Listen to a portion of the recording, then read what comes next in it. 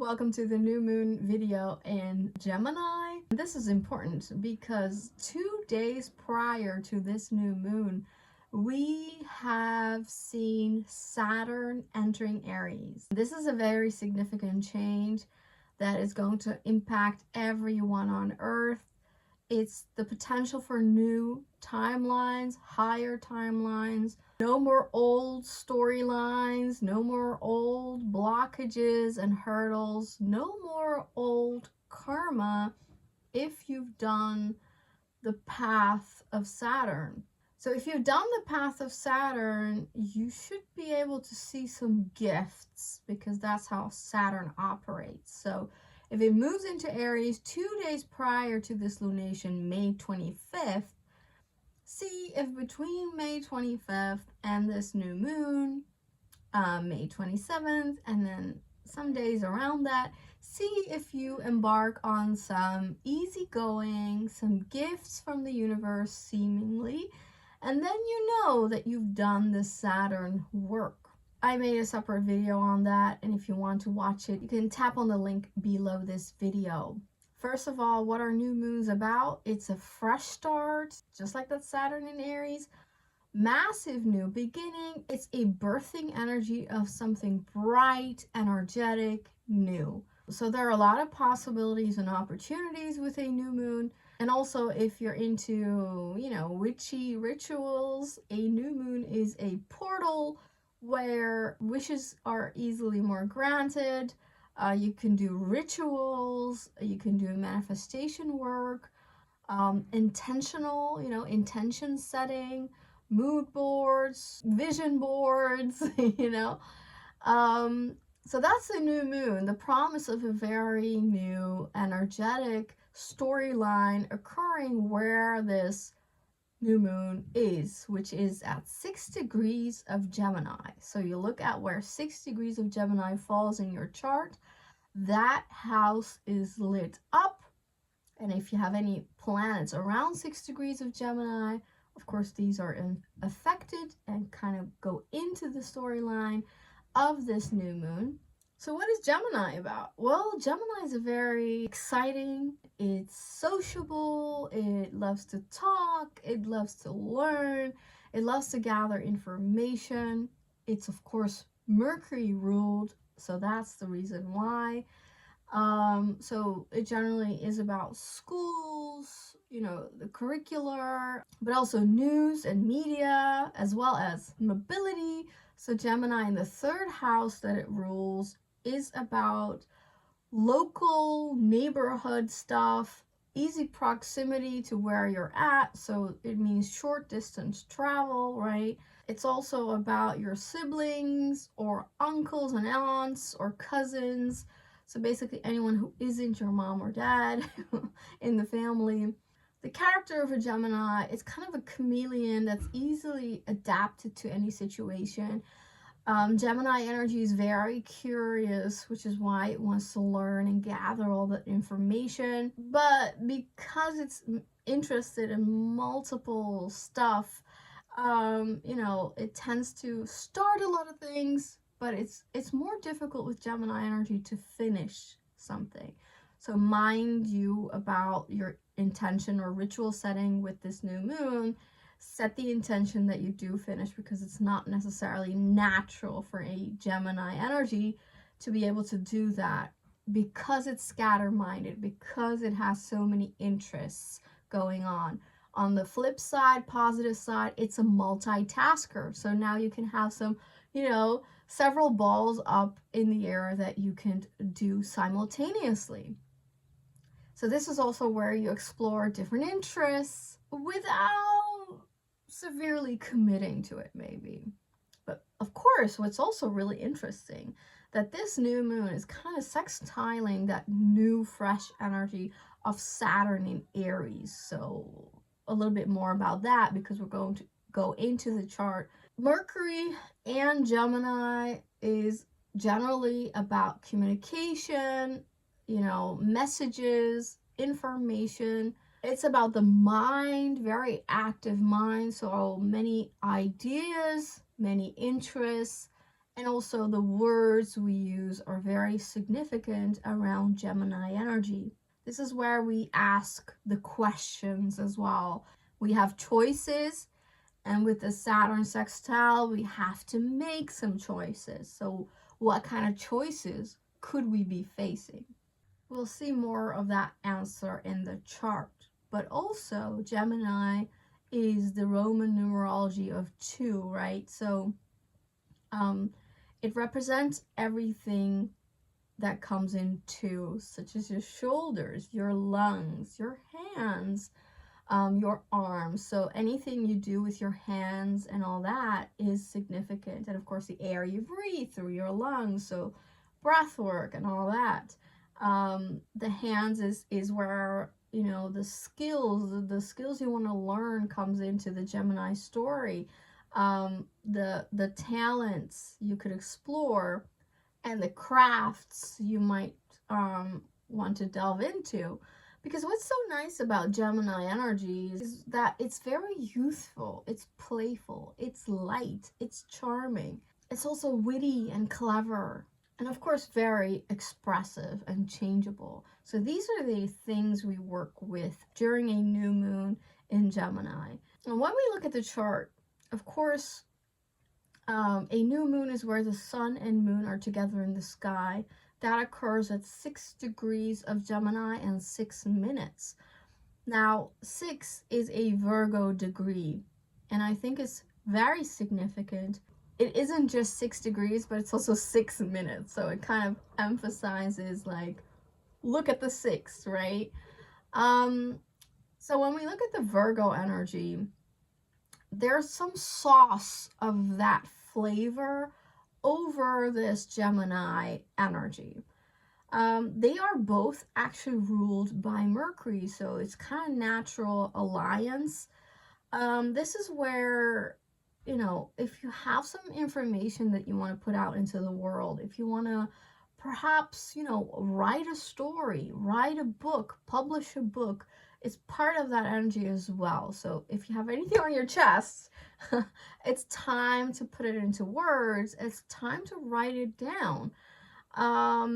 Virgo is also very service oriented, which gives me the idea that, you know, this is also about, like, how could you help other people? How could your talent, your skill be of service for other people, especially local communities, local environments, you know, your neighbors? Think about that as part of this lunation story. Virgo is also about nature, agriculture, pets. So, you know, you could have the intention to connect more with animals and nature, to do more gardening, or, you know, any of those interests.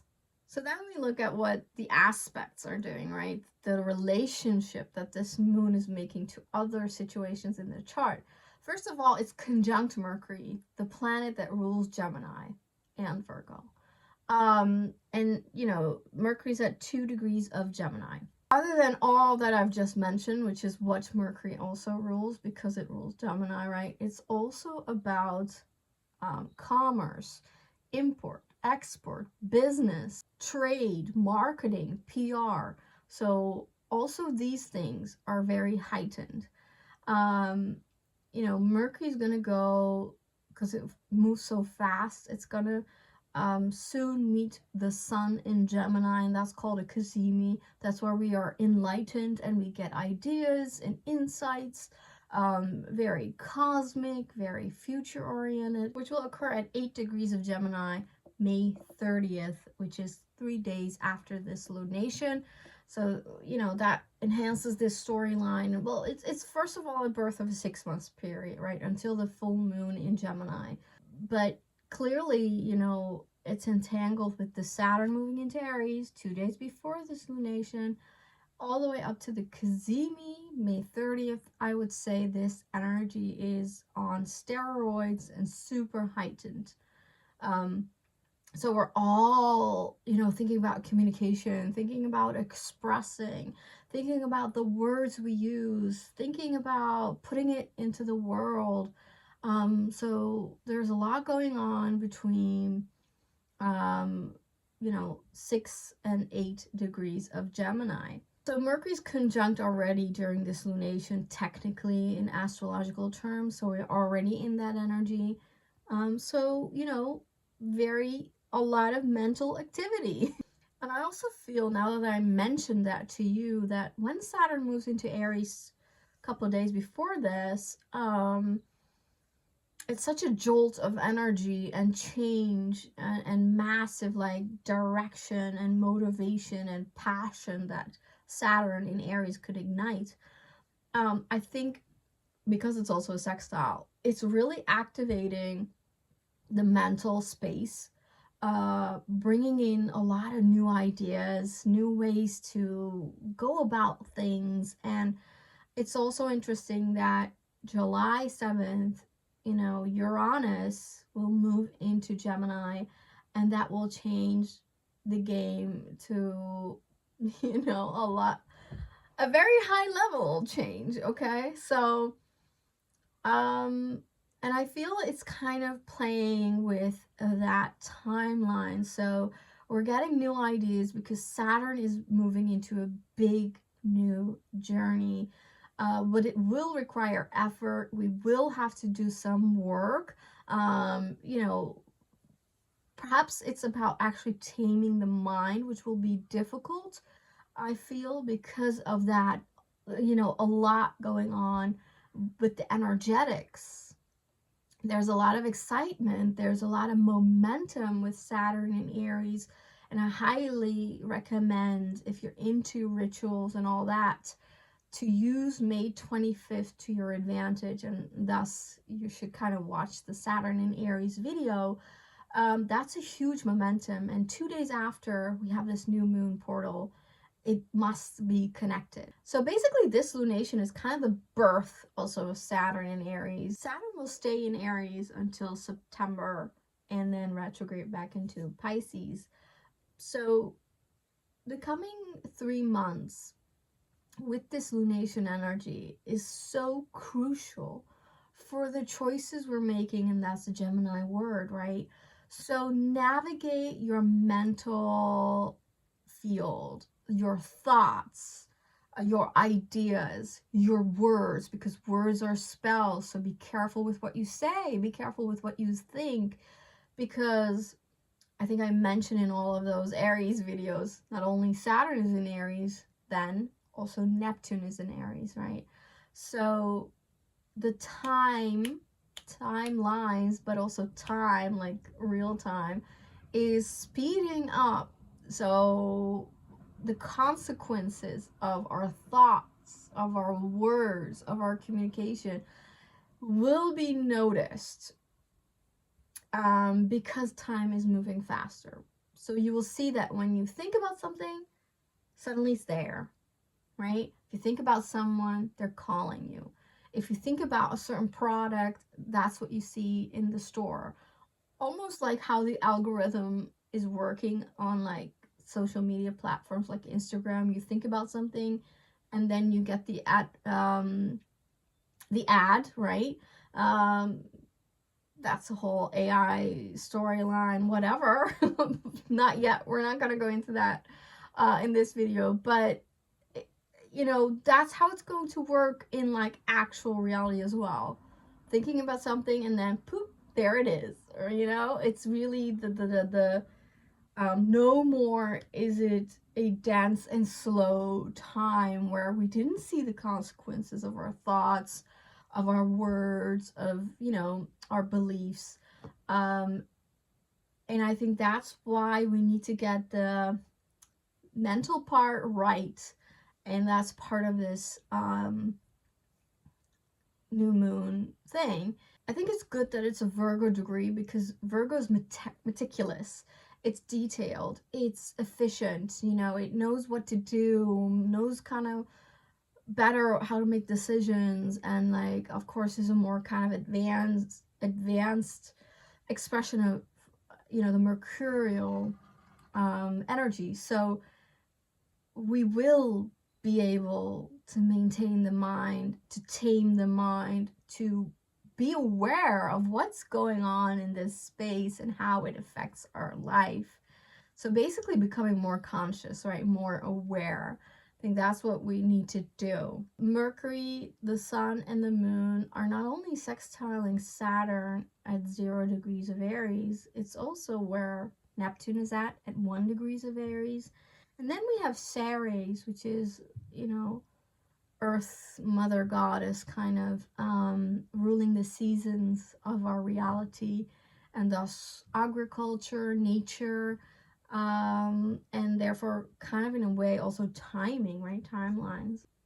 So because she's kind of the Earth Mother Goddess, I also feel that part of the changes is like literally like Mother Earth is in it, in the storyline. So this is promising for Mother Earth.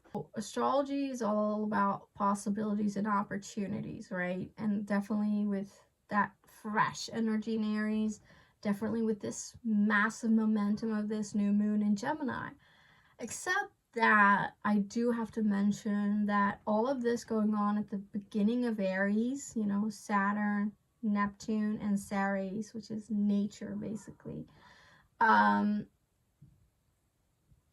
does bring in a lot of heat, okay? Hotness, drought, dryness, as well as, of course, potential for a warlike energy and explosions and violence, because it's Mars ruled Aries, right? So, but specifically the heat and the drought part is pretty serious. And now I am mindful of what I'm saying, so that's all that I want to say about this, because of course I don't want to manifest that. So I don't want to put a lot of energy onto that. But the unfortunate reality is I live in a pretty rural area, and so I have noticed the massive changes in the last 5 years that have occurred to Mother Nature. Like, it's a very drastic change. It's maybe not your interest field, but just very short. There's a lot of nature here. We have a garden, and so, we've always planted fruits and vegetables and all that. And like before the 5-year period, so before 2020, you would just throw some beans in the ground, and you would put some onions there, and everything would become very lush, okay? Now, no longer is that a possibility anymore, unfortunately. So, forget about throwing in the beans and, getting fresh beans, putting them in little, how do you say that, little, so pre-potting them and all that we see online of how to plant stuff, right? Even then, if you do it like in-house, or and then repot into the nature, it doesn't work, okay? It's very difficult to produce produce. Okay? There's only a few veggies and also fruit that are kind of still alive and thriving, but most isn't, okay? The ground is very dry. It's so dry, it's hard, and of course, not just meaning it doesn't have any water, and what is water? Water is life, right? It also doesn't have minerals and all that. We know this, right? This is why there's such a supplement industry, because the soil is depleted.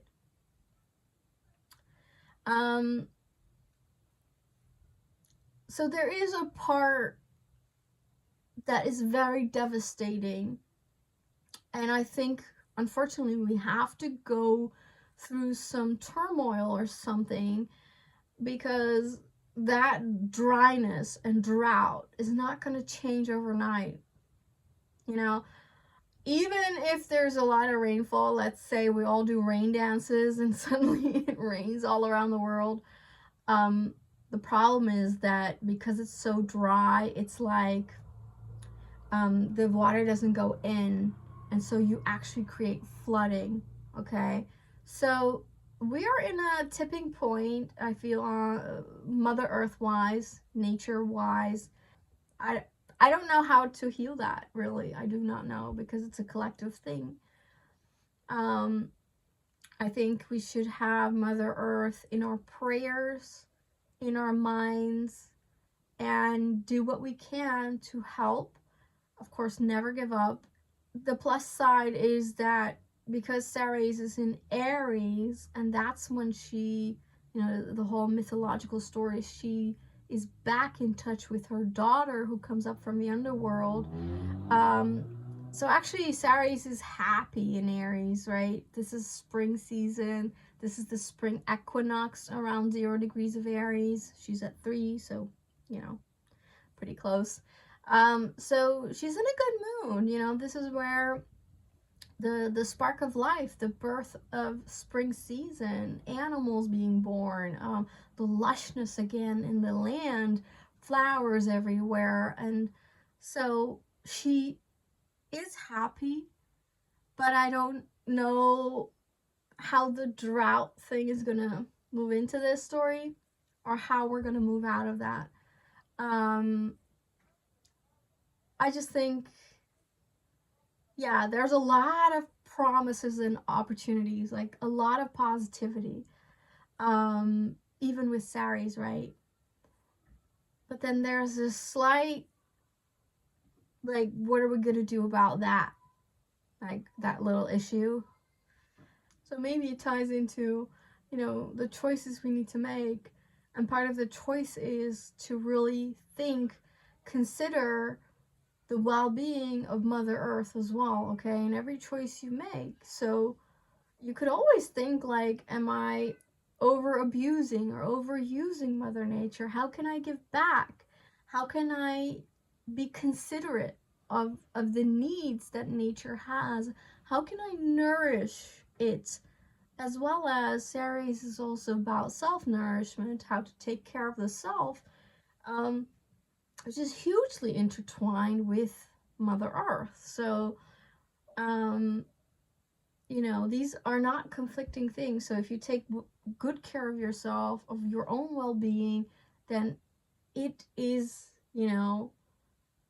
highly favorable for Mother Earth as well. So also, the Sun, Moon, and Mercury is trining Pluto, who's retrograde in Aquarius, right? So here is the massive upgrades to the mental intelligence that we have, our thoughts, our ideas, concepts. We're really tapping into cosmic upgrades, okay? This is where, again, time is moving faster. Everything is fast. It's very fast energy. It's very dynamic. It's about innovation, forward movement, and we're making big leaps, right? Science is high on the list. Quantum science. We have to take all of that into consideration as well. And there's an easy flow, right? Because Pluto is retrograde, this is also a very internal energy. So again, think about what you're thinking, what you're saying, what you're speaking. Think about innovation. Think about how to move into a future timeline that's beneficial for you and everyone else. Now, because of how it looks, right, there's a sextile to the Saturn situation, there's a trine to the Pluto situation, which means Pluto is also sextiling the Saturn situation. It means that this is a talent triangle, okay? That's the geometrical pattern. So 2 sextiles, 1 trine with this lunation. So there's a lot of flow, there's a lot of ease, there's a lot of comfort. There's a lot of potential, a lot of momentum. This energy is going to continue for a very long time, and it will be enhanced when Uranus moves into Gemini July 7th. So it's part of that energy. it means also that we're, you know, receiving a lot of cosmic input. So a lot of the ideas are very futuristic because, you know, they're out of this world. They are higher timelines.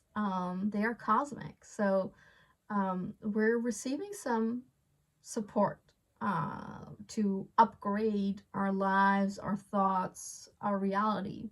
So when we zoom in a little bit more, we see that the sun and the moon and Mercury are not only conjunct together in Gemini, we also have two um, sort of asteroids. One is Hygeia, which is about hygiene, medicine, purity, health, and longevity. Now, of course, a big trend is longevity, so we're going to hear a lot more about that, presumably when Uranus moves into Gemini. We will really, that topic will be on our minds, okay? Longevity. Um, so Hygeia is bringing that into this story. Um, and I think, again, also the sixth degree, which is the Virgo degree, right, is also about health and medicine and well-being, nurturing and nourishing yourself with, you know, good food, healthy amount of movement and exercise. So there's a lot going on regarding that. But we also have at the beginning of Gemini, we have Sedna, which is actually a trans-Neptunian object. So it means it's really far away from us.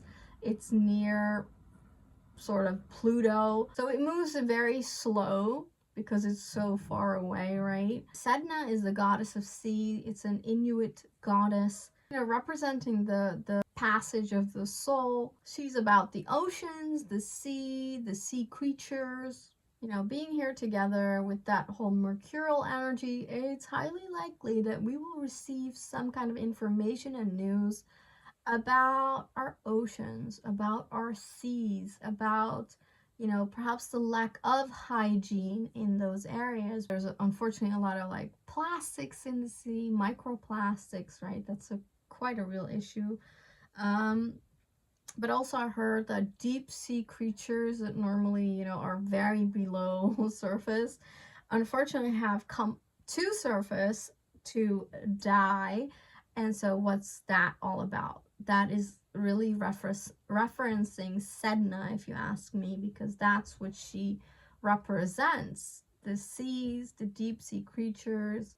But what Sedna really means, and this is pretty significant as well, is that she can represent isolation. She was thrown over the boat, out of the boat, by her own father. So there's also betrayal going on, deceit. It's kind of a bit of a Neptunian energy. It's about sacrifice, transformation, coming into your inner power, purpose. We have to, with Sedna, face uncomfortable truths. And I think that's definitely part of this Gemini, uncomfortable news coming in. We also have to be, with Sedna, very vulnerable to reach profound emotional and spiritual growth. She was forced into the icy depths, the cold depth of the sea. And so we also take that plunge, you know, and we have to face very deep emotional, um, we have to accept some emotional experiences we've had. When we look at Sedna here, I think what's really significant is that with Sedna, we're looking at ultimate freedom of spirit, or ultimate freedom of your spirit. So, and I think that's what also the Aries stuff is indicating too. So Saturn in Aries, Neptune in Aries, Ceres in Aries. Freedom, freeing ourselves from the old, the emotional, the dense. Why is Sedna here? I think What I forgot to mention when I talked about twos in Gemini is that Gemini is not only just the physical twos, right? It's also duality, um, you know, oppositional energies, polarities, different directions. You know, so what is duality? It's black, white, women, men, rich, poor, love, hate, you name it. So all that oppositional energy and the duality that we have been facing on Earth, right? But part of that new storyline and timeline of the huge Aries energy, which is the beginning of the zodiac, so new, right? Means that I think for the first time in a very long time in history, we are able to overcome some of this duality. And honestly, that would be the highest expression of Gemini. Okay. Of course, now this is interesting. In tarot, the Gemini card is the Lover's card, which is where duality, man, women, you know, come into relationship. And so the duality becomes one, two becomes one, right? How we can overcome duality is through empathy. Because through empathy, we move from duality into oneness, into unity. Isn't that beautiful? So through empathy, we can move out of duality and move into unity. I think that is beautiful. And it really is also to me, empathy, the ultimate empathy is Pisces. So you have, you know, two halves connected with a horizontal line, which is, you know, so symbolic. It's the representation of Pisces, right? But Gemini has something similar, right? The two vertical lines, and then well, instead of one, it has, of course, two horizontal lines as well. But like I said, the ultimate task, the ultimate expression of Gemini is to overcome the duality. So now we have a key through Sedna, through the sextile to Neptune. We know how to get out of this through empathy, through compassion, through a lot of love, kindness. We can overcome this duality, this oppositional polarity energy, move into unity, which is what the cosmic is pushing us. There's a lot to say about this, but there's also timing, right? When I come out with the Uranus and Gemini video, you will be blown away, hopefully, how cosmically we are pushed towards overcoming this duality, moving into unity with a lot of love, okay? It's already at play here, but it's so deep. I don't think we're ready for that yet.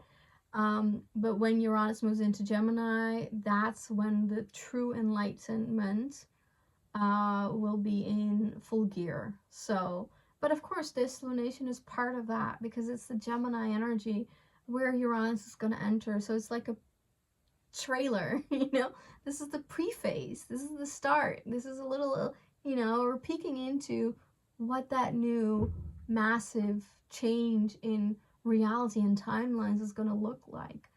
But back to Sedna, so the ultimate freedom of spirit is that we need to rise above illusion, and duality is part, I feel, of that illusion, okay? It keeps us trapped into low frequency realities. Part of that Sedna to overcome, to become free in spirit, is that you need to acknowledge how bad things actually have felt, how things actually feel. And you have to start from there. First, you need to acknowledge the hurt, the pain, the experiences you had that made you feel awful. You need to acknowledge, accept that, yeah, that happened. And it felt awful. And it dragged you down like, you know, baggage. Through acknowledgement, we can be radically accepting. Radical acceptance is acceptance of ourselves. It means that we become comfortable in that subconscious sea that Sedna swims in. And so we become powerful in that emotional intelligence. And Sedna, as well as Ceres that I just mentioned, are about living respectfully with your environment. This is really, really key, okay? We have to be respectful of our environment, of Mother Nature, above Earth as well as under the sea. It's how we can coexist peacefully. What's also really interesting is that this is the last lunation that Jupiter is going to be in Gemini.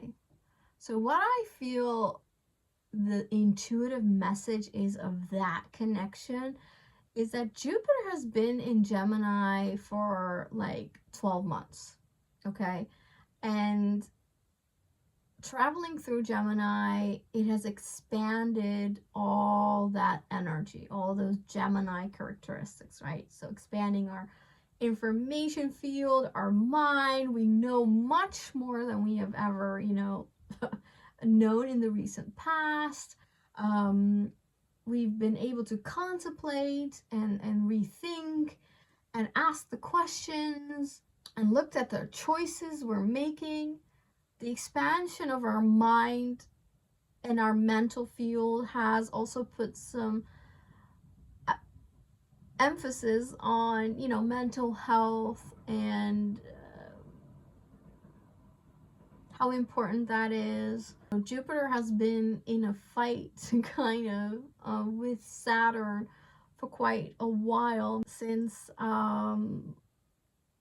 August of 2024.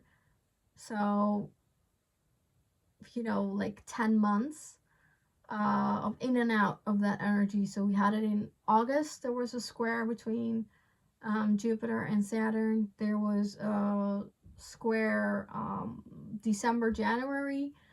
And then now in June, May, June, we're having the third square between Jupiter and Saturn. So Jupiter has also been through that energy most of its journey in Gemini. So what has that struggle been about? That's actually right now in this chart, in the background of this lunation, we have a square again between Jupiter and Saturn. Is going to be exact June 15th, okay, at 1 degrees of the crab for Jupiter and 1 degrees of Aries for Saturn. And this is so much detail, I'm sorry, but those are cardinal signs. And because Jupiter was in Gemini like right now, and because Saturn was mostly in Pisces, it was a mutable square. So mutable squares are a little bit easier because they're already about changes and adaptations, and Gemini is about the chameleon energy. So it was kind of easy a little bit last August and January, the changes that were required. June 15th and the period around, actually now until June 15th, could be a little bit more difficult because it's now in a cardinal square. So much more serious. It's all about navigation, making choices again, yeah. But like directional choices, movement, the requirement of massive beginnings and starts in our journeys. I looked a little bit back to how I described this energy back in August and then December and January. I described this square between Jupiter and Saturn as a contractional energy. So, Jupiter widens and Saturn contracts, makes it tighter, you know, and that is how women give birth, right? The contractional situation of the womb that's getting ready to push the baby out through the birth canal. So it's a birth canal energy, right? It's a birth energy. And to me, back then, it was very clear that it was about birthing that massive new era that, you know, Neptune and Aries started at the end of March. But now that Saturn has just entered Aries, is like anchoring in that new era. And I feel so when the last square between Saturn and Jupiter is where they're both in very new signs, right? It's also, Jupiter is then in the crab, and it's exalted in the crab, so it's very comfortable there. It's expanding a lot of joy and luck into the crab energy, into your crab house. Until June 15th, it's that last bit of the birth. And from June 15th on, that's it. You know? I mean, that's when the birth is realized. And July 7th, when Uranus moves into Gemini, the birth has not just realized, it's kicked into gear, and this is like the whole new birth, new life. So yeah, the contractional energy is still there. Because it's kind of that birth canal energy, of course it can feel very uncomfortable. There's a lot of pressure coming from both planets, and Jupiter is massive, and Saturn is a heavy weight, you know, karmic. So they're both pretty hefty. Battling it out together is a noticeable energy for all of us.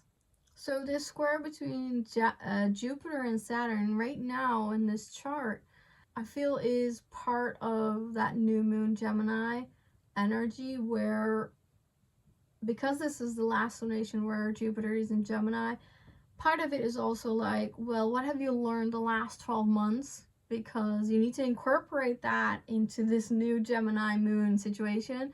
You need to have the right insights. What did Jupiter tell you? What did you learn the last 12 months that is key to catapult you forward? So think about that. The last 12 months, what have you been thinking? How has your mind changed? How have you been looking after your mind more? What have you learned, really? And did you learn new skills? Did you learn new crafts that Jupiter may have promised? Did you talk differently? Are you using the words differently? Did you learn a new language? What did you do? You know, because that's part of what you can bring into this lunation energy, into the manifestations you want to make. I read about this in a book, and it's so spot on. I think what this square between Jupiter and Saturn, this last square that will probably last until July 10th, in my opinion, which is the full moon in Capricorn, which is ruled by Saturn. So this square is telling us that knowledge requires responsibility. So Jupiter is the knowledge part. We've been expanding, learning, gaining a lot of information, wisdom, knowledge. That's Jupiter. And the responsibility part is Saturn, right? Which is about accountability, focus, dedication, achievement, success. Knowledge requires responsibility. So when you gain more knowledge, You have to act more responsible. And when you break it down, the word responsibility, it's basically just the ability to respond, right? So being able to react, to respond adequately to what, life is throwing at you, really. And so you have to pair all that all your knowledge, all that wisdom that you're like smarter than ever, and then you need to act responsibly. You need to take into consideration your own well-being, the well-being of other people, the collective, your environment, Mother Nature, and all that. You need to act responsibly. And so that's what we're learning here, that there's some heaviness or the need to be responsible, wise about what we do with all that knowledge. Which means that by responding, we're making a conscious act, right? A conscious action is required, which means a lot more awareness into what we're doing, what we're thinking, what we're learning. We're learning responsibility. Just a reminder, Jupiter and Saturn are the gateway planets, right? They're in between the personal that is close to us and then the outer planets that are further away. So it's almost like they are gatekeepers, Jupiter and Saturn, between like simple daily life and then advancement, collective, generational, energetic changes, consciousness, and basically soul advancement through the outer planets. So they keep the gates. They make sure that you are ready. That's how I see it. To be ready to go into those advanced fields, the outer planets of Uranus, Neptune, and Pluto. Because you have to go through the education of Jupiter and Saturn, through that, soul process. Otherwise, you do not have the strength and the ability, the capability, the capacity to face these very deep and disturbing, devastating, potentially, energies of the outer planets, right? Uranus can break you down, crumble you into little pieces. Neptune is like a hall of mirrors, and you don't even know what's real, what's fake, and who you are anymore, right? What's it all about? Almost nihilism. And then Pluto, it can be so dark, so confronting, so painful, so intense. Right? So many crises that you're like done. You feel like giving over, giving up. So if you don't have the right skills and the capacity to handle these massive outer planetary energies, you're going to have a very bumpy and difficult ride. So Jupiter and Saturn keeps us in check. You have to kind of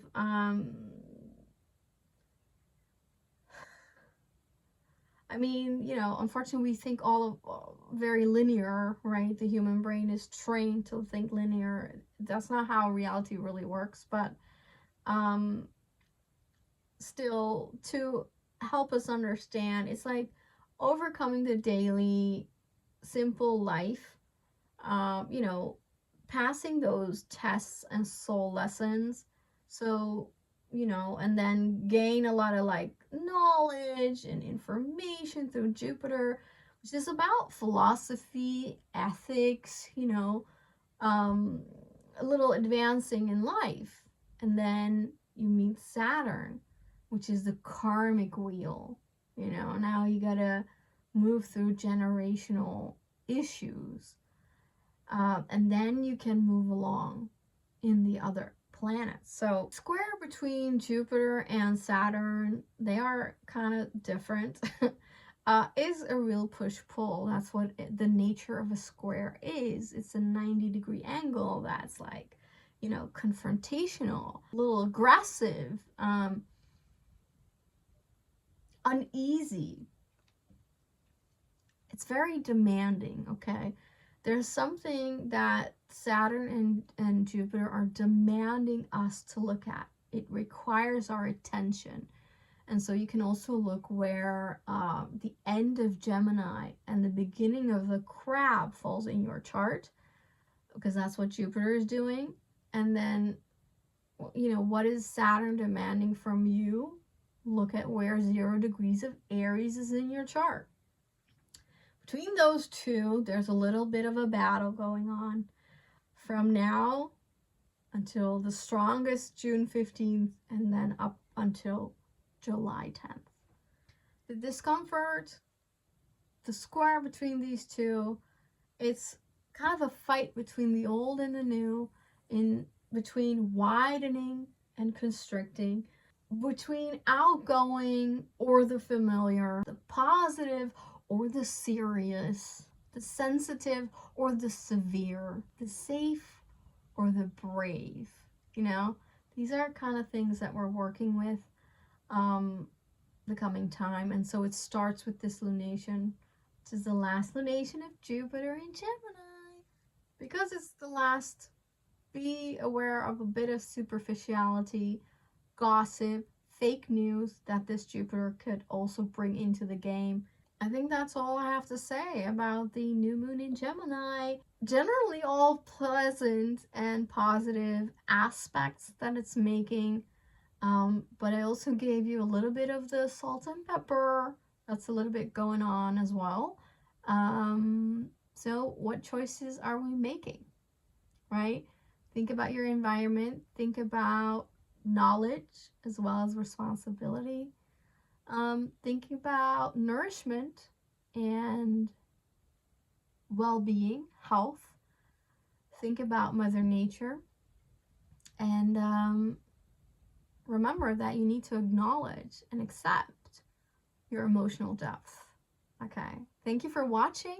Please like and subscribe, and leave a comment if you want to support my channel. Have a good, lovely new moon in Gemini, and see you soon. Take care.